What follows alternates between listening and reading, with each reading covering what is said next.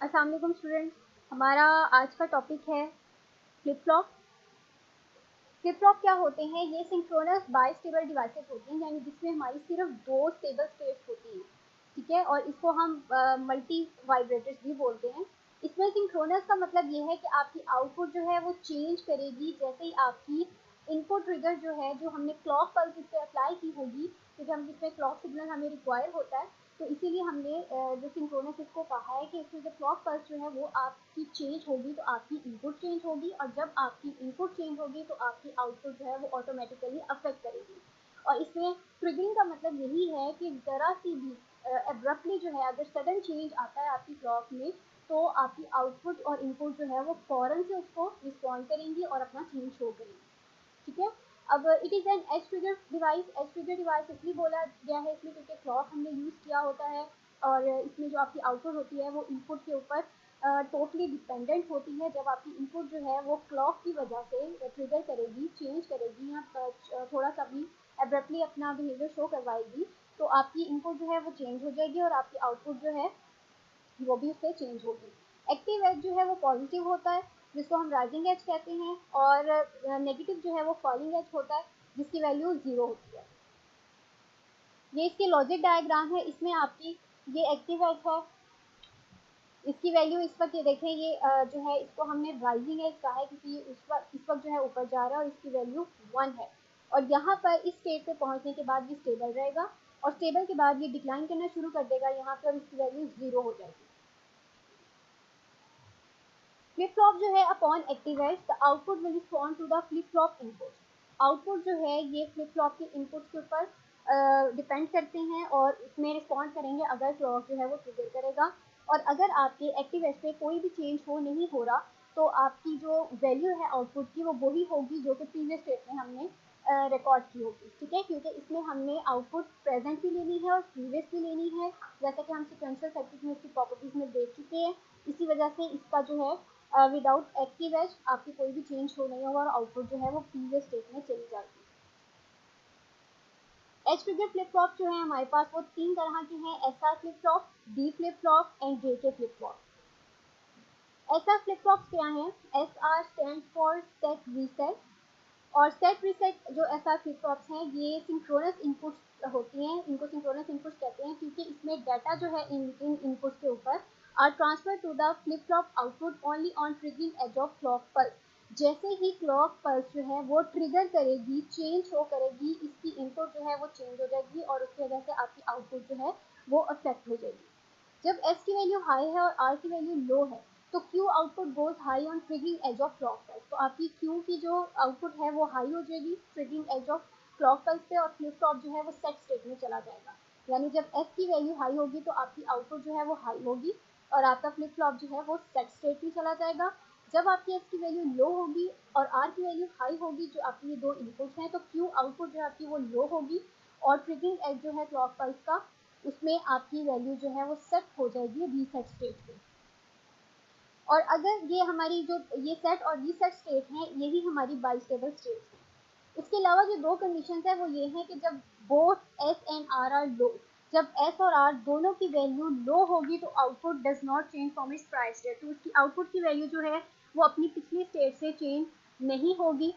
When S and R both high and invalid condition occur, और जब S और are दोनों की वैल्यू हाई होगी तो एक इनवैलिड कंडीशन होगी जिसको हम कंसीडर नहीं करेंगे। ये इसका ट्रुथ टेबल है और लॉजिक डायग्राम है एस आर फ्लिप फ्लॉप का। इसमें आप देखें एस की वैल्यू 0 है पॉजिटिव के लिए और आर की वैल्यू 0 है, तो क्लॉक पे हमने क्रॉस लगाया हुआ है क्योंकि हमने पीछे देखा है अभी कि जब एस और आर दोनों लो स्टेट में होंगे तो उस वक्त हमारा कोई भी चेंज शो नहीं होगा। अब चेंज शो नहीं हो रहा और हमारी आउटपुट जो है वो प्रीवियस स्टेट में चली गई है, तो इसीलिए मैंने यहाँ पर क्यू नॉट और क्यू नॉट बार लिख दिया है, जिसका मतलब ये है कि जो पहले से इनकी कोई आउटपुट स्टोर है मेमोरी के अंदर, ये उसको यूज़ करेंगे और यहाँ पे कोई चेंज नहीं आएगा, ठीक है। उसके बाद 0 और 1 है। जब एस 0 है तो आउटपुट 0, ठीक है, और ये रीसेट स्टेट में चला जाएगा। जब इसकी वैल्यू 0 होगी तो ये रीसेट स्टेट में चला गया, और जब इसकी वैल्यू एस की वैल्यू 1 और आर की वैल्यू 0 तो इसकी क्यू की वैल्यू 1 और ये अब सेट स्टेट में आ गया। और जब इन दोनों की वैल्यू 1 है तो इसमें इनवैलिड, ठीक, क्योंकि ये कंडीशन अकर नहीं करती। अब यहाँ पर क्लॉक को देखें, क्लॉक में जब हमारी दोनों स्टेट्स जीरो थी, लो पर थी, तो हमने कोई भी चेंज नहीं शो कराया था और उस वक्त आपका क्लॉक जीरो पर था। इसका मतलब है कि जीरो पर है इस वक्त और इसको हमने चेंज नहीं करना, इसमें जो भी आउटपुट होगी वो एज इट इज हमने लिख देनी है। उसके बाद यहाँ पर देखें कि क्योंकि ये पॉजिटिव एज ट्रिगर है तो पॉजिटिव एज ट्रिगर में आपका ये वाला साइन जो है अपवर्ड एरो वो यूज होगा, जो कि ये बताएगा कि इसकी वैल्यू जो है इस वक्त क्लॉक की वो 1 है और ये एक्टिव हाई स्टेट के ऊपर है, ठीक। इसका आपने जो लॉजिक डायग्राम है वो इस तरह से ड्रॉ करनी है। ये एस और आर आपकी इनपुट्स हैं, यहाँ पर आपने ये क्लॉक इनपुट जो है वो अप्लाई की है और ये क्यू और क्यू नॉट जो है आपका आउटपुट शो कर रहा है। अब यहाँ पर ये Q जो है ये आपकी प्रेजेंट स्टेट को डिनोट करता है और ये Q नॉट बार जो है ये आपकी नेक्स्ट स्टेट को डिनोट करता है। अब नेगेटिव के लिए क्या है, सेम आपका ट्रूथ टेबल दोनों सेम है पॉजिटिव और नेगेटिव के लिए, सिर्फ इसमें डिफरेंस जो है वो यहाँ लाई कर रहा है कि क्लॉक जो है वो इस वक्त डाउनवर्ड है, क्लॉक डाउनवर्ड है और इसमें जो आपकी वैल्यू है वो ट्रिगर की वो लो है।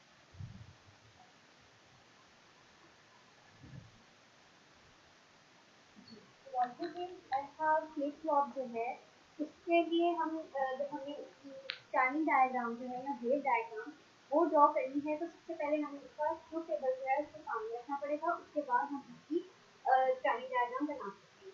तो अब ट्रूथ टेबल जो है इसका वो ड्रॉ कर लेते हैं। आपके पास ये स्टेट्स है इनपुट की एस आर, ठीक है, और साथ ही हमने क्लॉक की जो है वो इनपुट वो रखी और हमारी आउटपुट जो होगी वो क्यू और क्यू बार, ठीक है। अब ये क्यू जो है ये रिप्रेजेंट कर रही है हमारी प्रेजेंट स्टेट को और ये हमारी जो है क्यू बार ये प्रेजेंट स्टेट है और ये हमारी नेक्स्ट स्टेट, ठीक है। जब ये हम नेक्स्ट स्टेट में इसको लिखेंगे तो ये हमारी प्रीवियस स्टेट हो जाएगी जो कि मेमोरी में स्टोर होगी, जैसे हमने स्टेप हम पहले देखा है। तो अब ऐसा अपने क्लॉक का जो पॉजिटिव ट्रिगर है उससे ये जो हमारा ट्रूथ टेबल है उससे क्या होगा कि सबसे पहले जब इसकी वैल्यू 0 और 0 होगी तो आपकी क्लॉक जो है उसमें कुछ भी शो नहीं होगा, आपका क्यू और क्यू बार जो है वो एज इट इज रहेगा, कोई चेंज नहीं आएगा, ठीक है, कोई भी चेंज नहीं आएगा। इसको आपने क्यू को हम ऐसे लिख लेते हैं कि क्यू है और ये क्यू बार है, इनके साथ हम नॉट लगा देते हैं कि मतलब इनकी जो वैल्यू है वो एज इट इज रहेगी, ठीक है, कोई चेंज नहीं आएगा क्लॉक में। उसके बाद अगर 0 और 1 है तो क्लॉक जो है ये अपवर्ड होगा और इसकी वैल्यू अगर अपवर्ड है तो 1 होगी, ठीक है। और इसमें हमारे पास इसकी वैल्यू क्यू की 0 और क्यू बार की 1 है। जब ये 0 और 1 स्टेट में होगा तो इसका मतलब है ये इस वक्त रीसेट स्टेट। अब 1 और 0 की बात करते हैं। 1 और 0 में भी क्लॉक अपवर्ड है, मींस इसकी वैल्यू 1 होगी और यहाँ पर 1 और 0, तो 1 और 0 आएंगी हमारी प्रेजेंट आउटपुट जो है 1 और नेक्स्ट स्टेट जो 0 इसका मतलब है कि अब सेट स्टेट की तरह है। जब वैल्यू सेट स्टेट पे चली जाती है मतलब नेक्स्ट स्टेट में अगर 0 हमारे पास शो हो रहा है तो इसका मतलब है इसको हमने दोबारा से रीसेट कर दिया। अब 1 और 1 है तो ये क्लॉक अपवर्ड 1, इसमें हमारे पास जो है इनवैलिड स्टेट होती है जिसको हम कंसीडर नहीं करते, ठीक है, यानी अगर दोनों की वैल्यू 1 और 1 हो तो इनवैलिड। अब ये एक एग्जांपल है जिसमें हमने देखा है कि क्यों वेव फॉर्म्स हैं उनको हमने यानी आउटपुट जो है वो डिटरमिन करनी है और एज्यूम करना है कि फ्लिप फ्लॉप जो है वो इनिशियली रीसेट स्टेट के ऊपर है। ये आपको डायग्राम जो है इतनी गिवन होती है, ठीक है, और हमने ये क्यू जो है यानी आउटपुट सिर्फ उसकी बतानी होती है। तो आउटपुट को जब हमने डिटरमिन करना है तो उसके लिए हमें इसका ट्रूथ टेबल सामने रखना पड़ेगा। इस डायग्राम को हम वेव फॉर्म डायग्राम भी बोलते हैं, टाइमिंग डायग्राम भी बोलते हैं। तो इसको अब हम देखते हैं कि ये जो आउटपुट है वो किस तरीके से ग्राफ में या डायग्राम में जनरेट हुआ है। जी, तो टाइमिंग डायग्राम जो है हमने फ्लिप फ्लॉप ऐसा फ्लिप फ्लॉप जो है उसका पॉजिटिव उसकी टाइमिंग डायग्राम जो है वो देखते हैं। टाइमिंग डायग्राम के लिए हमने ये देखना है कि आपका जो ट्रुथ टेबल है उसमें जो कंडीशन गिवन है ये वाली, उनके अकॉर्डिंग हमने इसको ड्रॉ करना है। अब क्लॉक पल्स जो है वो 0 1 में गिवन है आपको, ठीक है। जो लोएस्ट बेस है आपकी इसकी वैल्यू 0 है और इसकी वैल्यू 1 है। इसी तरह से ऐसे भी ये 0 है और ये हाईएस्ट वैल्यू 1, ये 0, ये हाईएस्ट वैल्यू 1। हमने ये हमें क्वेश्चन जो था वो गिवन था, हमने इसमें आउटपुट अपनी लिखनी है, ठीक है। क्योंकि वो आउटपुट हम कैसे लिखेंगे, क्योंकि आउटपुट जो है वो ऐसे लिखेंगे कि यहाँ पर इस वक्त जो है ये मैंने इसको स्लॉट में डिवाइड किया और मैंने एक पल्स ये जितनी हमारी पल्सेस आ रही है स्लॉट की मैंने इसको हर स्लॉट में डिवाइड कर दिया तो फॉर ईदो कंडीशन, ठीक है। अब एस और आर में देखते हैं, इस वक्त एस की वैल्यू क्या है 0, आर की वैल्यू क्या है 0। जब 0 और 0 है तो हमने देखा है no change according to truth table, no change. इसका मतलब है कि हमारी जो प्रीवियस वैल्यूज है वो स्टोर हो जाएंगी, जो कि सीक्वेंशियल सर्किट की प्रॉपर्टी है। हमने प्रीवियस वैल्यू के लिए यहाँ पर 0 लिखा, ठीक है, 0 के लिए यही लाइन लगा। नेक्स्ट क्लॉक में आए, इसमें इसका क्लॉक की वैल्यू 1 है, एस की वैल्यू 0 है और आर की वैल्यू 1 है। एस की वैल्यू 0 है, आर की वैल्यू 1 है इस टर्म। तो क्यू की वैल्यू क्या है हमारे पास अकॉर्डिंग टू ट्रुथ टेबल, ये रिसेट स्टेट में चला जाएगा 0, ठीक। उसके बाद अब यहाँ पे नेक्स्ट पार्ट में देखें, आर की वैल्यू हमारे पास 1 है और क्यू की एस की वैल्यू अगेन 0, तो इसका मतलब ये अभी भी रिसेट स्टेट में रहेगा, आउटपुट इसकी 0। नेक्स्ट स्टेट में हमारे पास क्या आ रहा है, एस की वैल्यू देखिए क्या है, एस की वैल्यू 0 है और आर की वैल्यू 1 है। एस की वैल्यू 0 है, आर की वैल्यू 1 है। अगेन ये जो हमारा 0 स्टेट में आता है, ठीक है। अब यहाँ पर ये वाली स्लॉट सेकंड वाली फिल होगी। अब थर्ड स्लॉट में जाए, थर्ड स्लॉट में एस की वैल्यू 1, आर की वैल्यू 0। जब एस की वैल्यू 1 और आर की वैल्यू 0 है तो हमारे पास वो किस स्टेट में जा रहा है, सेट स्टेट में, मतलब ये हाई है, ठीक हो गया। उसके बाद नेक्स्ट देखें, यहाँ पर एक्स की वैल्यू क्या है 1 और यहाँ पर वाई की वैल्यू आर की वैल्यू क्या है 0। तो 1 और 0 है, अगेन ये सेट स्टेट में। क्यू की value according to time table, ये आपका जो ट्रुथ टेबल है 1 0 और 1 0 सेट स्टेट में, ठीक है। अब नेक्स्ट में देखें, आपकी थर्ड स्लॉट फिनिश हो गई है। फोर्थ स्लॉट में एक्स की वैल्यू 0 है, आर की वैल्यू 1 है। तो जब 0 और 1 होगी तो आपका सेट स्टेट में चला जाएगा, मतलब ये दोबारा से काम करेगा, ठीक। नेक्स्ट में ये वाली स्लॉट फिर फोर्थ स्लॉट पर आ जाए, एस की वैल्यू 0 है, आर की वैल्यू 1 है, ठीक। 0 और 1 अगेन ये आपका 0 पर आ गया। फोर्थ स्लॉट फिर फिफ्थ में एस की वैल्यू 1, आर की 0, फिफ्थ में भी तो बाकी सारे जो है उसमें किसी कंडीशन है। तो अब जहाँ पर आपकी 1 और 0 की कंडीशन है तो आपकी वैल्यू है। तो ये सिंपल जो थी हमारी आउटपुट थी, ठीक है। यहाँ पर आप देख सकते हैं 0 0 0 0 1 1 0 0 1 1 1 1। सिमिलरली जो है हमारा नेगेटिव ट्रिगर्ड एसआर जो फ्लिप फ्लॉप है उसमें हमारा सेट और रीसेट की केस जो है वो छोटी होती है। बाकी जो है वो सारा नो चेंज और इनडायरेक्ट सोल्यूशन है और उसके लिए आपको timing diagram as it is ये ड्रॉ करनी है जैसे हमने पॉजिटिव एसआर के लिए ड्रॉ।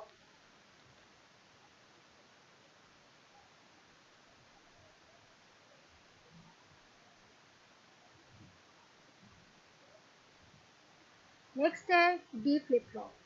डी फ्लिप फ्लॉप जो है ये इसमें हमारे पास ये यूज़फुल होता है जब हमने सिंगल डाटा बिट यानी 1 और 0 को स्टोर कराना होता है मेमोरी के अंदर, तो हम डी फ्लिप फ्लॉप को यूज़ करते हैं। The addition to an inverter to S R flip flop creates a basic D flip flop. S R flip flop के अंदर सिर्फ एक इन्वर्टर अगर हम लगा दें तो आपका डी फ्लिप फ्लॉप जो है वो बन जाता है।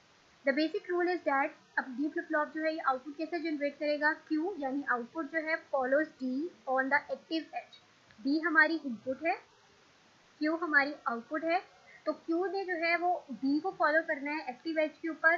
अदरवाइज कोई चेंज नहीं आएगा, यानी डी की जो वैल्यू होगी क्यू की उसके हिसाब से वैल्यू हम फिक्स करेंगे। ये इसका ट्रूथ टेबल देखें, डी जो है क्यू जो है वो फॉलो कर रहा है डी को, जो डी की वैल्यू है वही क्यू की वैल्यू, ठीक है। ये पॉजिटिव एच के लिए हमारे पास ट्रूथ टेबल है डी फ्लिप फ्लॉप का, और ये नेगेटिव के लिए। इसमें हमारी देखिए एक ही इनपुट है डी, और साथ हमने क्लॉक पल्स दी हुई है। यहाँ पर भी हमारी एक इनपुट है और साथ में क्लॉक पल्स है। क्लॉक पल्स के लिए हमने यहाँ पे इन्वर्टेड इसलिए लगाया क्योंकि ये डाउनवर्ड है तो 0 को डिनोट कर रहा है, और यहाँ पर पॉजिटिव में ये अपवर्ड है, और ये सेट और रीसेट स्टेट में सिर्फ जाएगा, उसके अलावा ना ही इसमें तीसरी कंडीशन है कोई। तो जब d की वैल्यू 1 है तो q की वैल्यू 1 और q बार की वैल्यू 0, जब d की वैल्यू 0 तो q की वैल्यू 0 और q बार की वैल्यू 1। इसी तरह से ये negative edge trigger flip flop में है। अब इसमें ये क्वेश्चन है कि आपने डायग्राम ड्रॉ करनी है डी फ्लिप फ्लॉप की, आउटपुट इसकी हमने बतानी है। तो सेम जो कॉन्सेप्ट हमने एस आर फ्लिप फ्लॉप में यूज़ किया है एज इट इज़, वही कॉन्सेप्ट यहाँ पे इस डायग्राम के लिए यूज़ होगा, लेकिन हमने यहाँ पे टेबल जो है वो ये वाला कंसीडर करना है इसका। और थर्ड टाइप जो हमारी है वो है JK flip flop. JK flip flop is versatile and is widely used type of flip flop. The functioning of JK flip flop is identical to SR in set reset and no change conditions of operation. ठीक है, अब इसमें जो है ये इसकी वो functioning बता रहा है कि JK फ्लिप फ्लॉप में आपकी सेट, रीसेट और नो चेंज यानी ये तीन कंडीशंस जो है वो सेम है। डिफरेंस कहाँ पर आ रहा है आपका, जिसमें हमने SR में जिसको हमने इनवैलिड स्टेट्स कहा है, वो जो है उसमें JK फ्लिप फ्लॉप में वो टूगल स्टेट होती है। तो ये H trigger JK flip flop का एक ट्रूथ टेबल और छोटा सा लॉजिक डायग्राम है। जे और के इनपुट्स हैं, और इसी तरह से जैसे हमने ऐसा बनाया था सेम लॉजिक डायग्राम हमें क्लॉक पल्स हमने दी है। JK फ्लिप फ्लॉप जो है वो सिमिलर टू है SR के, however don't have invalid state, इसमें इनवैलिड स्टेट नहीं होती, यानी जब J की वैल्यू इज इक्वल टू K और इज इक्वल टू 1, यानी दोनों की वैल्यू जब 1 होती है, क्लॉक की वैल्यू जो है वो हाई एक्टिव एज पर होती है, तो आपने क्या करना है, जो आपकी यहाँ पर नेक्स्ट स्टेट थी उसको आपने स्टोर कर लेना है एज अ प्रेजेंट, और जो प्रेजेंट स्टेट थी उसको आपने स्टोर कर लेना है एज अ नेक्स्ट। यानी इन दोनों को हमने नो चेंज वाली कंडीशन, ये थी हमारी प्रेजेंट स्टेट और ये थी हमारी नेक्स्ट स्टेट। तो हमने नेक्स्ट स्टेट को जो है वो एज अ प्रेजेंट कंसीडर करना है टूगल में, और इसमें जो है प्रेजेंट स्टेट को हमने as a next state consider करना है, यानी इसमें हमने वैल्यूज़ को शफल कर देना है। टूगल का मतलब यही होता है। तो सिंपल ये इसमें डिफरेंस है और इसमें कोई डिफरेंस नहीं है। नेगेटिव एज फिगर जो है वो भी सिमिलर बिल्कुल ऐसा ही है जैसे कि पॉजिटिव है, सिर्फ उसमें यहाँ पर क्लॉक का डिफरेंस है, क्लॉक की वैल्यूज जो है वो डाउनवर्ड होंगी।